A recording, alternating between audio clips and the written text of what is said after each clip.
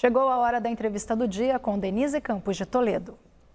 E vamos falar agora sobre aquecimento, eventos climáticos e metas ambientais. Eu converso com o Carlos Bocuí, que é presidente do PROAM, o Instituto Brasileiro de Proteção Ambiental. Carlos Bocuí, boa noite. Boa noite, Denise. Como vai? Prazer estar com vocês. Eu agradeço muito sua participação. Vamos começar falando desses eventos climáticos que nós estamos acompanhando nos últimos tempos. Há pouco conferimos o que aconteceu com o ciclone aqui no Rio Grande do Sul. Nós temos extremos de temperatura, inclusive recordes mundiais, 3 na sequência, mas temperaturas, por exemplo, dos Estados Unidos, do Canadá, na Europa, no México, passando dos 45 graus. Até que ponto isso é reflexo do aquecimento global? Porque neste ano temos também o El Niño, que também provoca muitos eventos, não é? Olha, Denise, são as duas coisas, né? Você tem um processo natural de aquecimento, o El Niño é um fenômeno natural, ele ocorre em intervalo com a Laninha, né? Que esfria as águas do oceano, o El Niño aquece.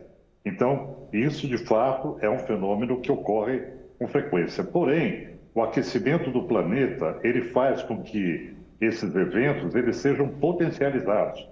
Não que eles estejam ocorrendo devido ao aquecimento global, mas eles são potencializados nos seus efeitos em função das mudanças climáticas, né? E nós estamos aí numa corrida de aquecimento global que a própria ciência diz que não se esperava que ela evoluísse de forma tão rápida e também não esperava que os efeitos fossem tão fortes como estão sendo. Então, isso está sendo eu diria, uma surpresa até para o próprio IPCC, que é o painel intergovernamental que faz esse monitoramento.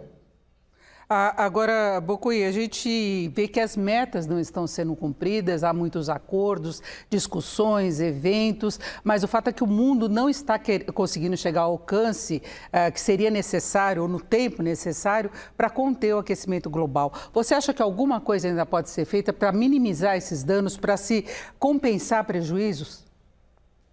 Olha, nós temos que agir para não deixar que as coisas piorem muito, né? Mais do que já estão piorando. Aí tem um dado limite que foi estabelecido no Acordo de Paris, que é 1,5 grau. Muito difícil que a gente consiga manter 1,5 grau, porque já estamos com 1,2, né, de aquecimento desde a época industrial, e essa previsão para 2100. Agora, muito tem que ser feito para você evitar exatamente o que você colocou, que é o processo de perdas e danos por parte das populações mais vulneráveis, inclusive do Brasil, né? Veja o que aconteceu no sul do Brasil nesses dias que antecederam agora com o ciclone extratropical. Então é preciso que o acordo climático ele vá além da questão da mitigação dos efeitos de estufa, mas coloque de fato para funcionar o acordo por perdas e danos, onde os países que são os mais poluidores aportem recursos para que os países mais vulneráveis e em desenvolvimento possam ter uma reparação de dano. E aí eu enfoco principalmente a África subsaariana e as ilhas do Pacífico que estão desaparecendo, né? Como Tuvalu e outros, né? Então é muito importante que o acordo previsto para as cúpulas climáticas de perdas e danos ele seja realmente sacramentado pelos países que poluem. Agora, os países em desenvolvimento, eles têm uma certa resistência em admitir essa responsabilidade. Nós tivemos recentemente o presidente Lula, inclusive, colocando essa questão nas negociações com a Europa do acordo entre o Mercosul e o Bloco Europeu, não é? Porque eles queriam sanções contra o Brasil ou outros países do Mercosul no caso de não cumprimento de metas. E ele falou que eles eram responsáveis por muito do que aconteceu e pelo início desse processo todo. E nós tivemos nessa semana também John Kerry, dos Estados Unidos, que é responsável pela questão ambiental, antes de ir para a China, dizendo que eles não vão pagar qualquer indenização para países que sofram mais as consequências, que são os países mais pobres. Então, falta essa responsabilidade também, não é? Falta responsabilidade e falta um espírito humanitário, porque, na verdade, nós estamos diante de um problema que não é provocado pelos países pobres em desenvolvimento, mas sim pelos países que já têm no seu processo de desenvolvimento as matrizes fósseis, de combustíveis fósseis. E aí você veja que a grande pendência hoje global com relação a praticamente 40% dos gases de efeito estufa, está aí nas mãos dos Estados Unidos e da China. Não é? Então, são esses países que são o carro-chefe para fazer a transformação. E o John Kerry está indo à China exatamente para tentar sacralizar esse comportamento mais proativo da China. Mas os Estados Unidos também, por conta de tensões globais, com a questão da guerra da Ucrânia, Taiwan, os Estados Unidos não está também abandonando a sua matriz de petróleo para manter uma suficiência energética e por uma questão de hegemonia política. Né? Então, a situação global hoje no cenário geopolítico é muito preocupante e não estamos avançando eu diria, na evolução daquilo que foi prometido no Acordo de Paris. E a gente vê consequências do ponto de vista de saúde, o calor exagerado tem provocado mortes no mundo, nós temos os problemas com as inundações, a segurança das pessoas em risco, mas tem o problema também da produção de alimentos, que tem que ser muito colocada, tanto pelas inundações como pelas secas, e nós temos algumas regiões em que produtores, por exemplo, ou mesmo moradores têm dificuldade agora em fazer seguros contra esses eventos, não é? Então, essa é uma pane internacional. A questão de seguros está no caminho complicadíssimo, porque os Estados Unidos, o governo vem subsidiando, por exemplo, os setores de seguros para que eles sejam factíveis dentro do modus operandi do mercado imobiliário da sociedade americana.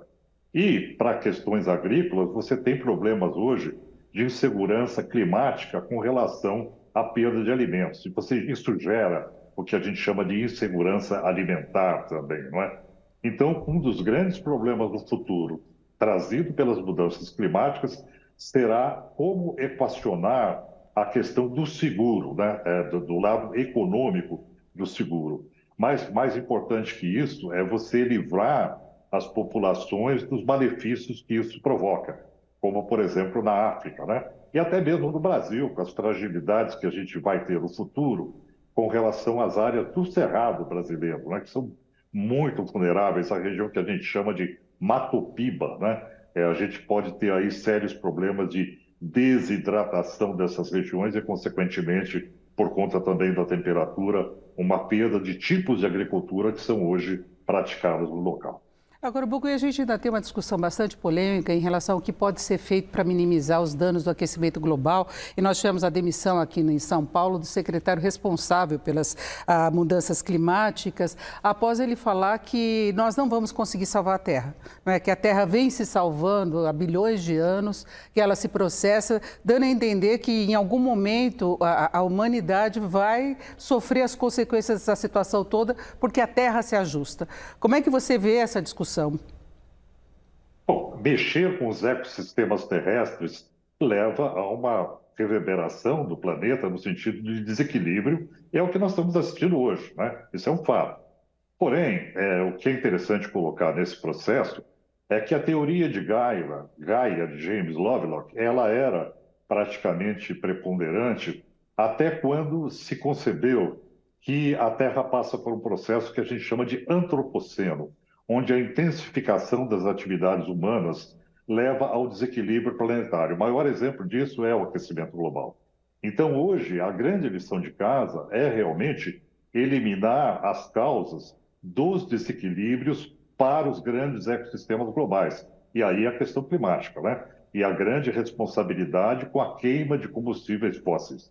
E isso provoca gatilhos nos grandes ecossistemas planetários, sim, que podem complicar muito a situação no futuro, como a alteração de correntes marinhas, como a questão do derretimento do Ártico, liberando o permafrost, o metano para a atmosfera, que é uma verdadeira bomba de metano que está lá embaixo, né, do Ártico.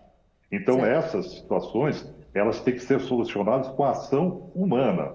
É o corte, a redução da emissão de gases de efeito estufa. Ainda há o que fazer para minimizar toda essa situação. Agradeço muito a participação do Carlos Bocuí, que é presidente do PROAM, Instituto Brasileiro de Proteção Ambiental. Bocuí, muito obrigado, uma boa noite, bom fim de semana. Eu que agradeço, boa noite. Com vocês.